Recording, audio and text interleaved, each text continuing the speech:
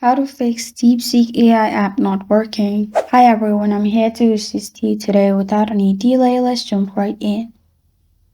First, open DeepSeek AI app on your device. Open it, and then you can simply remove the tab and reopen it. And if it works, you don't need to do another step. Second step, what you can do is check your Wi-Fi connection. If your Wi-Fi connection is stable, if not, you can switch it to data.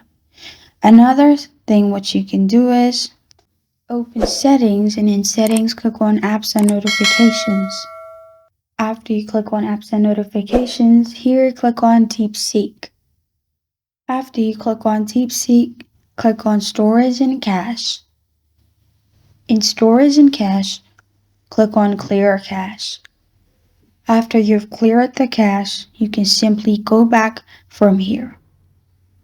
What you can do is open Play Store and search DeepSeek, and if there is any update available, make sure you update your app. Sometimes not updating your app may cause some issue.